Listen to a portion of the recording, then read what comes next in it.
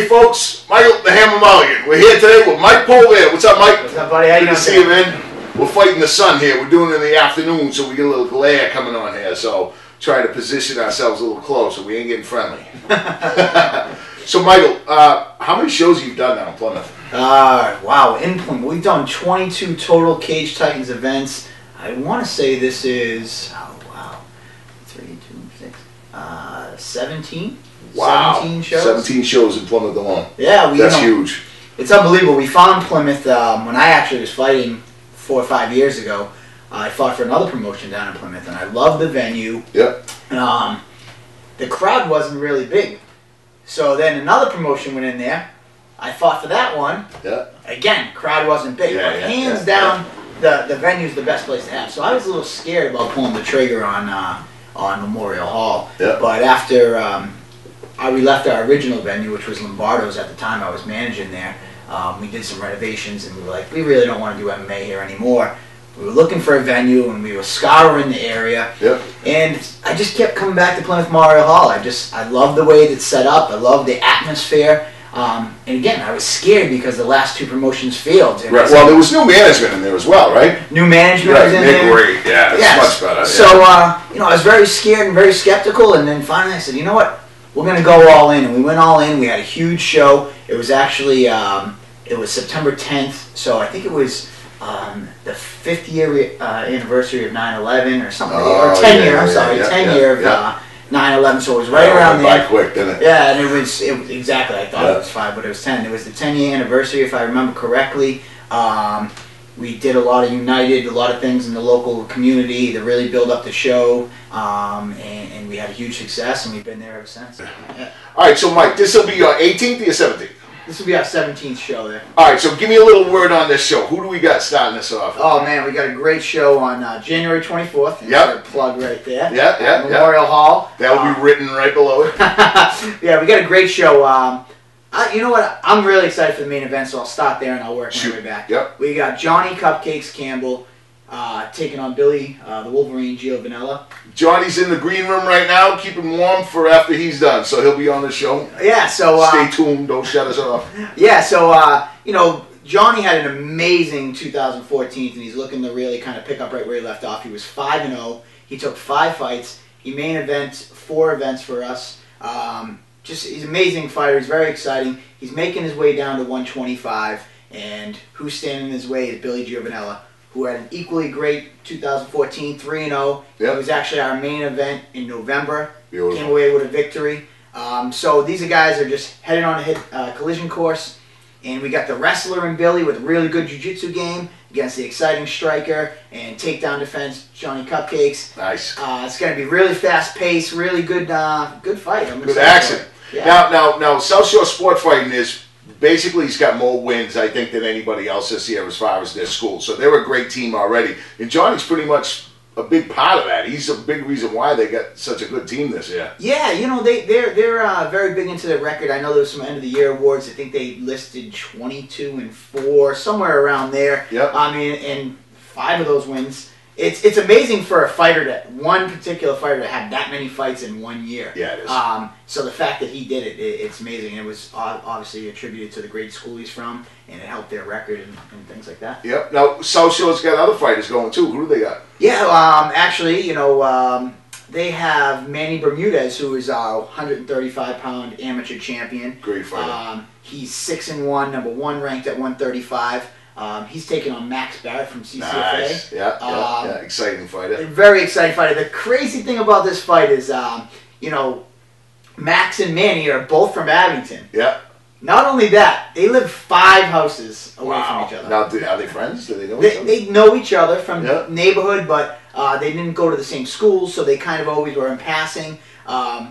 But it's amazing. I'm not exaggerating. Yeah. Literally 5 houses away from each other. That's beautiful. So they're kind of not only fighting for this belt, they're also kind of fighting for the pride of bragging rights and everything. Yeah, bragging rights. And in Manny's interview coming up about the fight, he says, "I want you to remember every time you walk by my house or drive by my house, the champ lives there." So there's a little bit extra oomph on this fight. So Manny said that to Max. Yes. Oh wow, huh? That's awesome. They're very friendly guys. They get along obviously, but they know it's all business. Right. This fight's been talked about since they both became amateurs, and they kind of avoided each other's paths. And here they are on a collision course, and they're ready to go. Beautiful. That's awesome. What else you got? So that's our 135-pound amateur title fighter, Manny. We also have our 145-pound amateur title being defended, who's Ricky Proctor. He's the defending champ. Yeah. He's from Plymouth. Yeah, sure. Yeah, he wrestled. He actually was one of the people that would come in and teach wrestling when Shane was at South Wrestling. Yeah, so he's a Plymouth South guy. Yep. He's our champion, #1 ranked at his weight class, and he's taking on a Wareham native in Jeff Perez. Oh, nice. He's a kid from Nexus. Nexus SBG. Oh, I like. He had good beard. Great beard. He has probably the best beard on Cage Titans. Yeah. But he's earned this shot by devastatingly knocking out his last two opponents. Yep. In his last fight, actually, he rocked the guy a couple times. The guy kept coming. Finally, after like the third or fourth exchange in the first minute, the guy actually sat down and waved like this. And he had no more. He wanted no more. So Jeff is a huge, heavy-handed striker. He looks like Johnny Hendricks. He really does. I like him better than Hendricks, though. Yeah.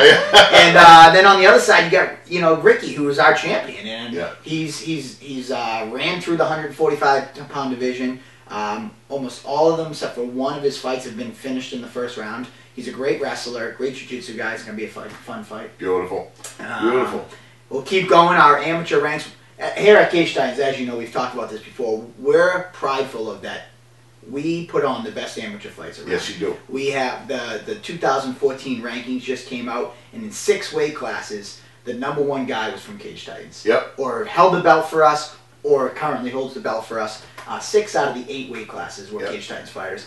But next up, we have 155-pound champ Jim Manning, Jimmy the Tooth. You might know him. Yeah, sure. He's from CCFA. Yeah. He's taking on South Shore Sport Fighting / Boston Muay Thai product Billy Connors. Great kid. Great young kid. Yeah. Unbelievable fight. Again, this is that classic striker versus grappler. Billy won his last 2 fights, 20-second knockout and 9-second knockout. So obviously his Muay Thai and his stand-up's top notch. He's 3-0, undefeated. And then you got Jimmy on the other side of the equation, and Jimmy just got promoted to brown belt. Yeah. I believe he's 5-2. Yeah. He also beat one of Billy's teammates for the belt, for the vacant belt. So there's a little extra rub there. Yeah. So it's BJJ brown belt versus great Muay Thai striker. Can Jimmy get him to the ground? If he does, it's probably a wrap. If he can't get him to the ground and stays standing, it's probably going Billy's way. Yeah, I totally agree with everything. I totally agree with that. Yeah. Even though I train with Jimmy and everything, I still think that Billy standing up has got it all day long. Yeah. And Jimmy on the ground has got it all day long. You know, somebody told me this when I was fighting. Like, if we stand and there's a 50-50 chance, but there's a 90 to 10% chance going down. Listen, man, there's no pride on the line. Like, get the win. Yeah. And if you know you can get it fighting to the ground, you can win, take it there. And it's not a knock that, hey, he doesn't have stand-up or he doesn't have ground game, but you got to play the chances. Yeah, why have a 50-50 when you can have a 90-10? Yeah. The only guy that did that was GSP. He would come out and say, I know you're better than me on the ground, but I'm going to prove I'm better and beat you where your game is played. But most guys, if I'm going to fight Anderson Silva, I'm going to try to get him to the ground, that's just how it is. So. Yeah, it's the smarter way to go, and I guess it depends on what's riding on it too. With a lot of the local guys aren't going much further than this right here, so they're not going to care about that. They're just going to want to go out and bang, and they're going to want to prove points in the cage to people and everything else. So they'll do that. But if you've need a strategy, if you plan on going far in the sport, you have to work those strategies. You can't use your ego above your skill. And that's where it comes into play. And I know Jimmy has great coaches behind him. Same thing with Billy. Yep. The great coaches behind him are there to kind of put them in the best position to win. Exactly. This is game plan. It's called a game plan. Game plan. And then our last amateur title fight, which we're pretty pumped about, is Paul Gaffney, 170-pound champ. He's taking on Carlos Correa from DCNU. And the fun angle of this fight, much like our last fight, Paul Gaffney won the title by beating Rich Hunter 2 shows ago. Rich Hunter happens to be the teammate of Carlos Correa, who happened to be cornering Rich when this fight was going on. Yeah. The belt wasn't even around Paul Gaffney's waist, and the cornerman, Carlos, comes right up to me and whispers in my ear, I want him next. That's ego. And he goes, I want to bring that belt back to my gym. Yeah. Called him out right there. Carlos is undefeated. And he kind of knew he wasn't going to be able to move up for the belt because his teammate had it. Yep. He saw his opportunity. I kid you not. And if we watch the video of that fight, you probably see him whisper in my ear. And he said, I want Paul. There's a lot of that that goes on, though. Absolutely. Yeah, and, you know, Paul's an amazing fighter. They're both amazing fighters. You know, they're both ranked high in the rankings. This is just an incredible fight. And a little bit of animosity there, and it's fun. We called them in the cage last event at intermission to announce the fight, and they actually had to be separated. They were face to face, forehead to forehead. Little Jones action. Yeah, it was crazy. It was pretty intense. So nice. that's one we're looking forward to. But that kind of caps off all our amateur titles. We have 4 of them going, and they're all highly contested. Could go either way. The best amateurs, not only in Massachusetts, but in New England. Beautiful. And that's what we pride ourselves on. Beautiful. So inside you have venues, you have people tell us, you know, they have T-shirts, you know, all that stuff. There's food, there's beer, there's, you know, all sorts of stuff. It's a great atmosphere for the kids, even though there's beer, they keep a lid on it. They very controlled atmosphere. Very, very good place to see the fights. Very safe place to see the fights. Just a great time. You know, I always hear Gary Foreman. You know, he's another guy that does this. Some of the most bonding experiences he had was when he went with his father to see boxing events in Brockton. Yeah. So this is just such a great thing for family to bring kids and parents together and stuff. It's a nice thing. Yeah, absolutely. You know, like especially for parents who like me. I'm very big into it. Obviously, I was a fighter. Now I run a company that does fighting. You know, my 6-year-old, and I have a 1-year-old. Like my 11-year-old, like he enjoys that I enjoy, and we'll watch TV and watch the fights. It gives you something to share. Yeah, it gives us something to share. And my 6-year-old now he's starting karate, and he's showing me these new moves and kicks, and I kind of laugh at him and say, "Oh, let's do MMA. Don't do karate." But you know, it's funny. It's a good foundation. It's a good foundation. That teaches the structure. Yeah. You know what I mean? That's the get them to be, not that the other ones don't teach them respect and responsibility, but that's less hitting and more. Yeah. Learn the structure. Yeah, exactly. Which is good, Mike. Yeah, good structure. Trust me, as a dad, you learn. Yeah, I know, definitely. But no, it's a great time, for all ages. If you haven't been, it's definitely time to come. My last fight I want to talk about, it will ring true with you. It's one of your fellow teammates, Chip Pollard. Oh, Chip my Morales God. Pollard. He trains with Mike and the guys over at CCFA.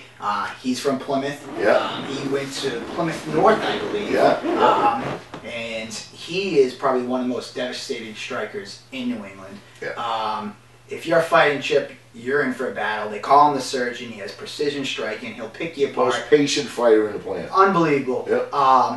And why I'm excited about this fight, because most of the opportunities, no one wants to stand with him. Yeah. They immediately start trying to take him down, humping his leg, grabbing him against the cage. And it's a very rare instance where someone that high level gets to show off his skill. Yeah. And when we were looking for somebody to match him up with, we thought no one better than Big Ralph Johnson. Ralphie. Ralph Johnson he's going in there, guns blazing, coming for your head. Yeah. All 9 of his professional victories are first-round knockouts. All 9 of those first-round... Long, lanky, just arms that go forever. He's 6'5", got a reach. He's got a great reach. He's done boxing. He's done Muay Thai professionally. He is the striker when it comes to devastating power. Yeah, it's going to be a war. Yeah. Ralph is just arms that go forever. Yeah. Yeah, definitely. I mean, Ralph was...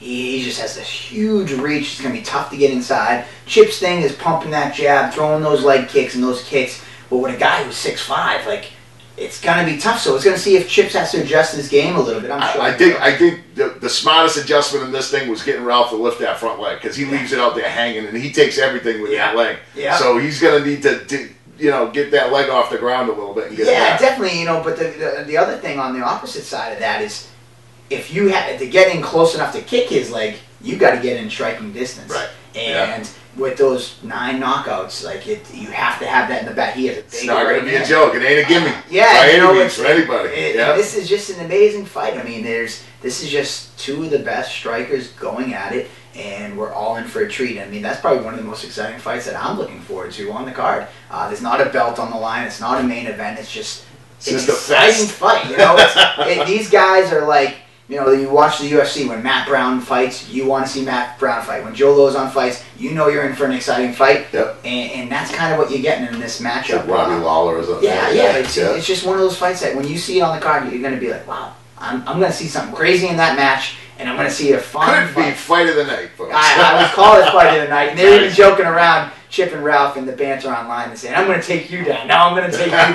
There ain't no going down. There's no going down. The only way someone's going down is from a left hook. Yeah, or a right hand. Or a right hand. So that's you know, we have, I think, 15 total fights. Beautiful. So check out CAGTITENSFC.com. You can see our full lineup. Follow on our fan page. We're going to be doing highlights of the certain matchups throughout the next couple weeks leading up to the show. And come out and have a good time. There we go, folks. Thank you, Michael Polvere, for stopping in. much. Mike's going to go in the other room, and we're going to have Johnny Cupcake Campbell in here for a quickie. Thanks a lot, Mike, for coming to Fireside. All right, thanks, guys.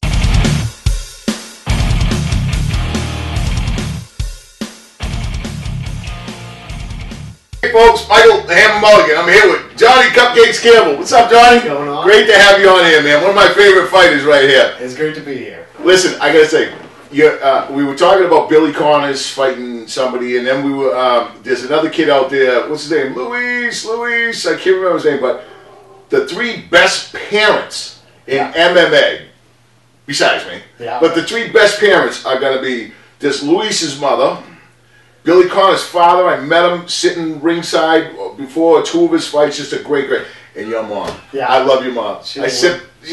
Oh my God, she sits there and yells. I was yelling for somebody else that you were fighting the last time or the time before, and she doesn't care. She just loves it. She's just having a great time. She likes the atmosphere. Yeah. She has to get a couple of drinks, to watch me fight. She had a hard time back when I played hockey, even watching me. Oh, I bet. Sitting around you must have been lightning. Yeah, definitely. Yeah. For the most part, I was a goon. Yeah, I had nothing wrong with that. That place for both. Exactly. Right? Exactly. Nice. So you've been at it for how long now?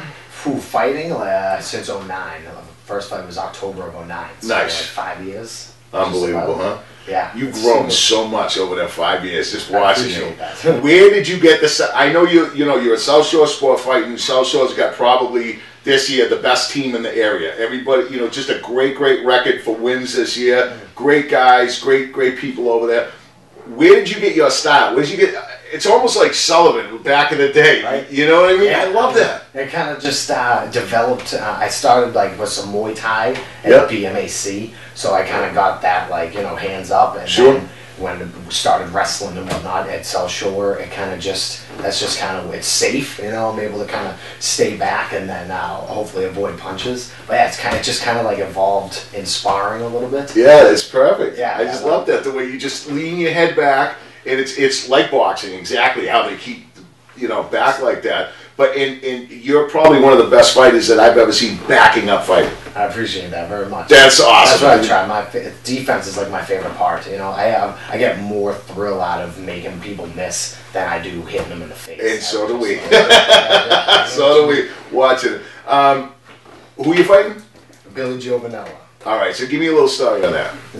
Man, he fought Remo Cardarelli recently, and I heard a lot of different things through the grapevine, but from what I understand, he kind of knew that Remo would accept the fight out of pride if he missed weight anyway. So Billy came in a little bit heavy purposely. So I know how your coach and Logo and the main coaches around here hate that. Definitely. So yeah, and I know that the rack there, Jorge, he didn't really want Remo to fight, but Remo is he's a tough kid. Yeah. He's a kid, he's at 22 or 21 or something. I probably would have just been like, F it, I'm fighting him anyway. Of course. So that's kind of what he did.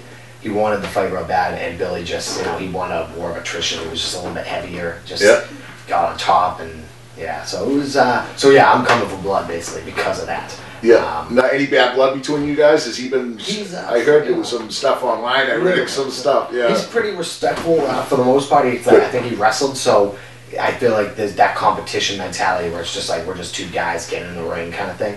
So he's going to be kind of cool, but I'm going to poke at him, as usual. Yeah. Why wouldn't you? Anyway, so I'm going to have a little bit of fun. Plus, that whole Remo situation definitely is just fueling the fire. That irritated you a little. Yeah, definitely. And the way he was just, you know, he didn't take any responsibility for what had happened at the weigh-ins. It was just like, yeah, I'm at 136. What are you gonna do? It's like, dude, you were supposed to fight at 125 like, for the title. Like, what are you talking about? It's no big deal. So now it's not even a title fight, anyways, because of exactly. Right, so, exactly. Which worked out good. Yeah, exactly. Definitely. Now your team is infamous for its nicknames. You got Sloppy Joe. Definitely. You got Super Awesome. You got How did you get yours? Same kind of deal. Somebody was just thinking it was funny, just like yelled it out one day, and it stuck. It was like, wow, that's probably, you know, the silliest thing that we can call this guy. So probably I'd say half the people that were calling me, and it didn't even really, I was like still so new at South Shore, but it was just like fitting. I smiled a lot. Okay, whatever. And I just couldn't get away from it. Plus, I don't really care anyway. I got like a purple tattoo. It's just like, I like to just kind of laugh at myself. Shorter guy, so I just kind of like that stuff anyway. So I was like, burn it on, let's do it. Yeah, that's that. Well, it's awesome. I don't think anybody's ever gonna take anybody lightly because of their nickname, but it could happen. So it's an advantage. I mean, I love it because to watch you go into the ring, I mean, to a new guy that's never been to MMA, who's this Cupcake guy, to watch you fight afterwards, they're going to be sweet. Yeah, exactly. That was good. Give me one of your best fights. What was one of your favorite fights that you had? Oh man, probably the one of that last one, Puerta there, 2 fights ago. I mean, that was tough. He was a tough guy. And, that was a great fight. I hurt my shoulder a little bit in there at one point, and then somehow, like miraculously, everything was back in place. And you did feel good after that, right? Yeah, definitely. I threw like a right hand and kind of just muscled it. I remember that. You were like dragging. And kind of like, whoa, for a second, but he took me down actually, and in takedown, it was back in place. So it was just like, Now, did he hurt his shoulder too? Yeah. So afterwards, I kind of threw him, and then he ended up kind of with something. He was reaching down and like grabbing his own leg, trying to relocate it or whatever. So yeah, he definitely did. So it was just in that, with my shoulder, that whole last year had, was like up and down. There were points where like I had like Fernando, I'm fighting him in like 2 weeks, and my shoulder dislocates, and it's like, dude, am I even going to be able to do this? Like, can I even fight anymore? And then to a title against a tough dude in Puerto, it was just like, it was a lot of, it was a culmination of things. How is it now? How's the shoulder now? Yeah, awesome. Is it good? Just working it out all the time, keeping it strong, and then just being aware of like, my position, which is, it's like people can, something can happen and you can take it like, oh shit, like this is screwing up my life, or you can look at that same thing and be like, this is my gift. Oh yeah, exactly, dude. I've had four back operations. My first one when I was 16 years old. They said that I'd never be able to do this, never be able to do this. If I stopped doing stuff that I wanted to do every time somebody told me that, right? Exactly. Yeah. Where would you be? Yeah, exactly. No. Hiding in from a cave or something. Yeah. So I commend you. That's awesome. You just work through it. Exactly. It's that sport. If you ain't hurt, you ain't training. Bingo. That's awesome. What do you see in the future? The UFC. Hopefully I'm 27, I turned 28 in March. Yep. I feel like I could be in my prime for the next 5 years, bring on the toughest guys in the world. Hopefully. Exactly. That's what my goal is. Now, who out there, if there was another person that would help you to get to that level, who's available that you could fight out there? After this fight, who's available that you could fight to? Man, that could keep that rolling. I think Gio Bonella is definitely a good step in that direction. You don't want to call him that, but it is what it is. You know what I mean? Exactly. He's 8-2. He's kind of like right on that cusp too. So I feel like I think that I would have to go out there and like flying on bar or something and like make it like official. Like holy crap.